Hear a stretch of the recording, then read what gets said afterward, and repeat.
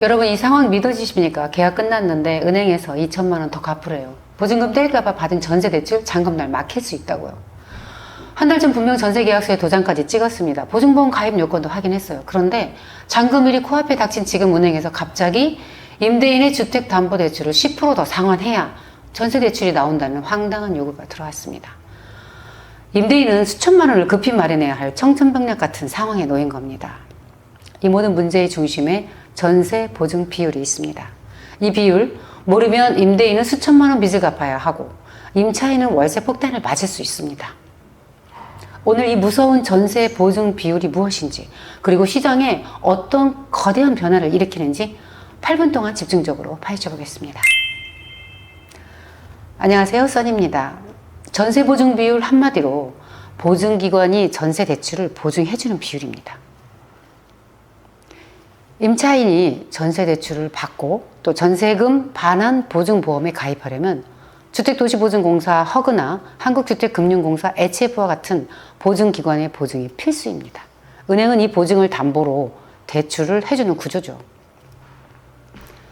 여기서 핵심은 바로 주택 가격 대비 전세금이 어느 정도여야 보증을 해줄 것인가, 이것을 결정하는 비율, 즉 전세 보증 비율입니다.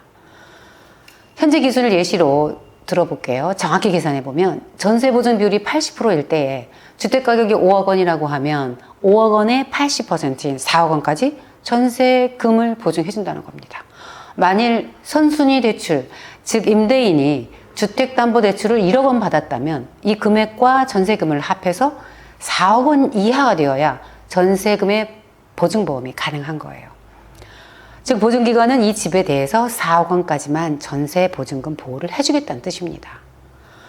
자, 문제는 임대인의 선순위 채권인데요. 보통 주택담보대출이 여기에 해당됩니다. 보증보험에 가입하려면 임대인의 대출 그리고 임차인의 전세금을 합친 금액이 방금 계산한 보증보험 가능 한도, 즉 4억을 넘으면 안 됩니다.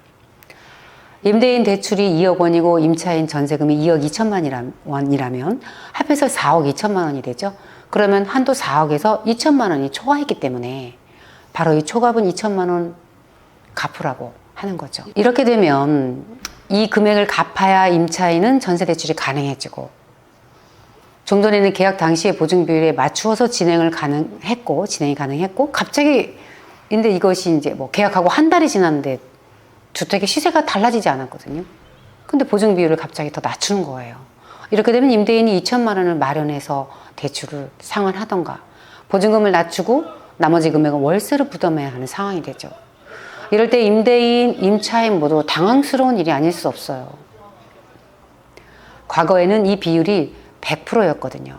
그런데 이것이 90% 그리고 이제는 80%까지 낮아지고 있는 추세입니다. 왜 이런 변화가 생겼을까요? 바로 역전세와 전세 사기 사태 때문입니다.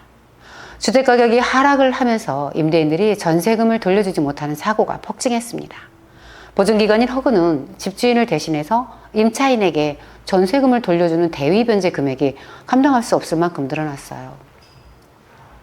실제로 허그는 최근 몇 년간 누적 수조 원대의 막대한 순손실, 적자를 기록하며 재무 건전성에 심각한 위기를 겪었습니다. 이 손실은 결국 국민 세금으로 메워야 하는 상황인 거죠. 보증기관이 파산 위기에 놓이다 보니 정부와 은행은 위험 관리를 강화할 수밖에 없었어요. 가장 쉽고 또 빠른 방법이 무엇이었을까요? 바로 전세 보증 비율을 낮추는 겁니다. 보증 범위를 줄여서 사고 발생 가능성을 원천적으로 차단하겠다는 의도죠. 보증 비율이 낮아지면 시장은 어떻게 바뀔까요? 전세 보증의 상한선 자체가 낮아집니다. 기존 4억 원이었던 전세가 보증 비율 때문에 전세금을 3억 원까지만 하게 된다면 임차인은 선택해야 해요.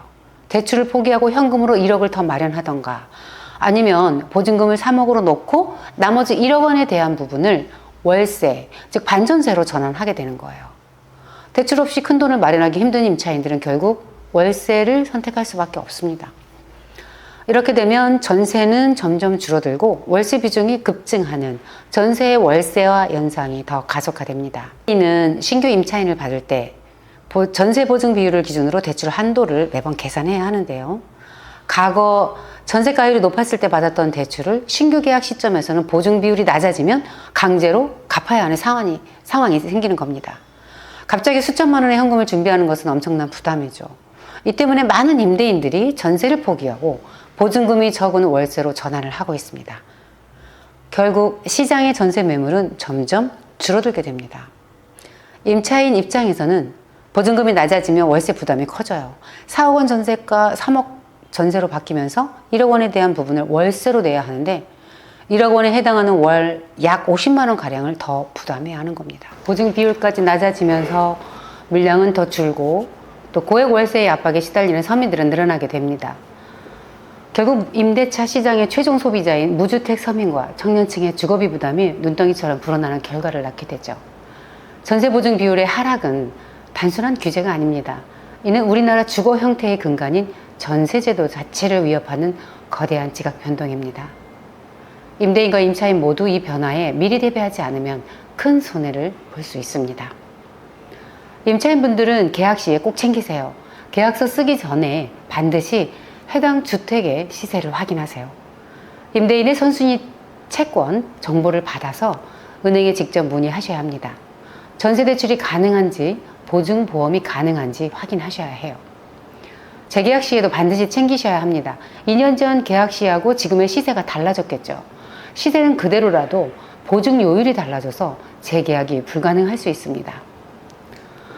임대인분들은 신규 계약 2달 전부터는 보증 비율을 알아보시고 선순위 채권이 정확히 얼마 남아 있는지 한번 체크하시고요. 얼마나 더 상환해야 하는지 미리 계획을 세워야 합니다. 보통 전세를 계약할 때 이런 특약을 넣죠. 잔금일에 KB 시세로 전세금 반환 보증보험이 가입이 안 되면 보증 가입 한도로 감액 등기한다. 주택의 시세가 내려가는 상황에서는 특히 주마다 신경을 쓰셔야 합니다. 잔금일에 시세가 하락한다면 보증 요율이 같아도 감액하셔야 하고요.